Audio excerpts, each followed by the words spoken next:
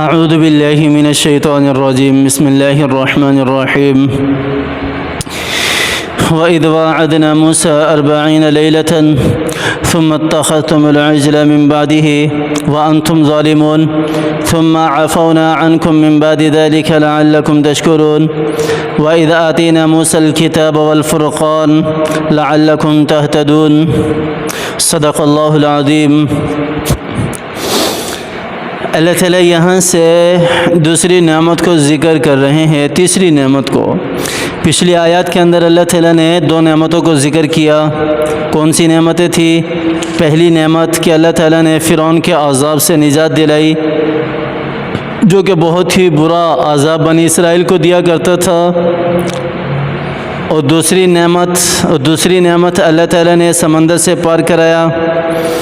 اب یہاں پر اللہ تعالیٰ ارشاد فرما رہے ہیں کہ وَإِذْ وَعَدْنَا مُوسَىٰ 40 لَيْلَةً، کہ جب حضرت موسیٰ علیہ السلام سے اللہ تعالیٰ نے وعدہ کیا 40 راتوں کا کہ وہ آئیں اللہ کے پاس۔ ثُمَّ اتَّخَذْتُمُ الْعِجْلَ مِن بَعْدِهِ، اور حضرت موسیٰ علیہ السلام کیا وہاں جانے کے بعد تم نے کیا کیا؟ بچڑے کو اپنا معبود بنا لیا۔ وَأَنْتُمْ ظَالِمُونَ، اور تم اپنے اوپر ظلم کرنے والے تھے۔ پھر اللہ تعالیٰ کہہ رہے ہیں ثم عفونا عنکم من بعد ذلک لعلکم تشکرون، پھر میں نے اس کے باوجود معاف کر دیا شاید کہ تم شکر کرنے والے بن جاؤ۔ وَإِذْ آتَيْنَا مُوسَى الْكِتَابَ وَالْفُرْقَانَ لَعَلَّكُمْ تَهْتَدُونَ، اور پھر اللہ تعالیٰ نے حضرت موسیٰ علیہ السلام کو ہدایت دی، کتاب دی جو فرق کرنے والی تھی حق اور باطل کے درمیان، شاید کہ تم جو ہے وہ راہ راست پر آنے والے بن جاؤ۔ اللہ تعالیٰ نے یہاں پر اس آیات کے اندر موسیٰ علیہ السلام کی سب سے بڑی نافرمانی کو ذکر کیا ہے۔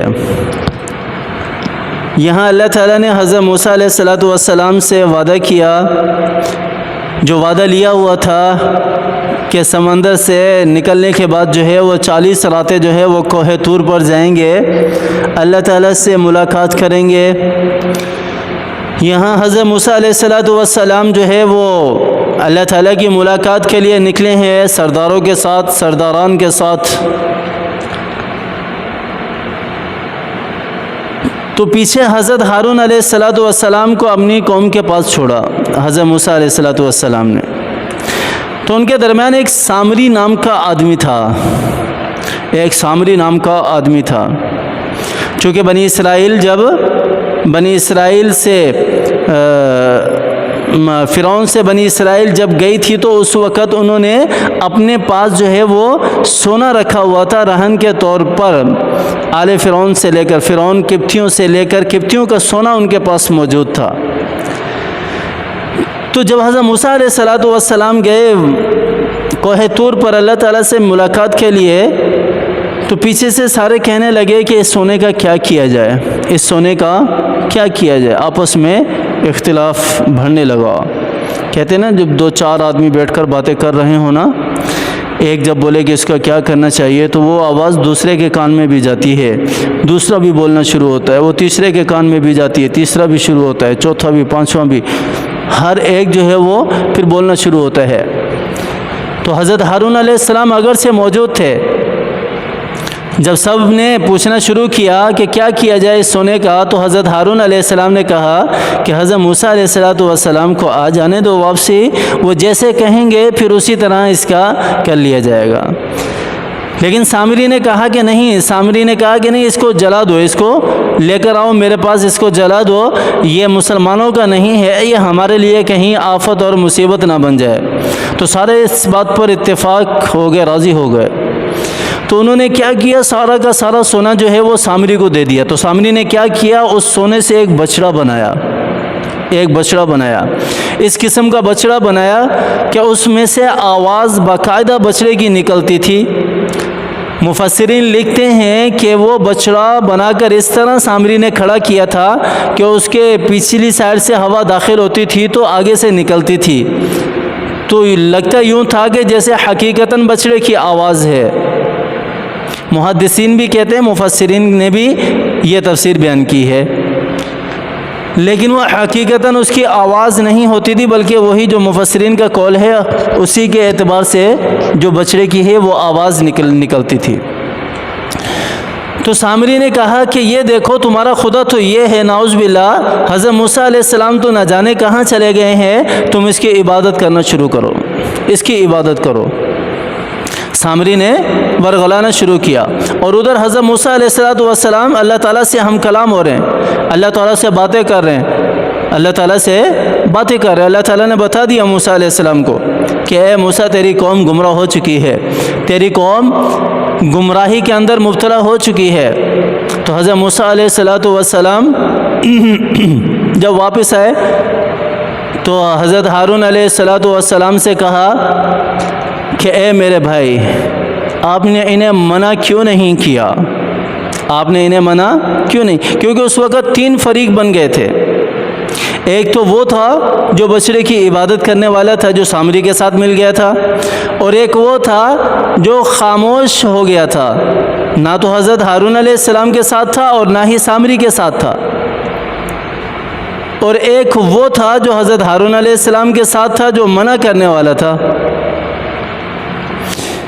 تو جب حضرت موسیٰ علیہ السلام واپسی آئے اور آ کر کہنے لگے اپنے بھائی سے انہیں منع کیوں نہیں کیا، تو حضرت ہارون علیہ السلام نے کہا کہ میں نے انہیں منع کیا لیکن یہ باز نہیں آئے، رکے نہیں۔ تو اس وقت پھر اللہ تعالیٰ نے ان کی توبہ نازل کی تھی۔ کیا توبہ تھی؟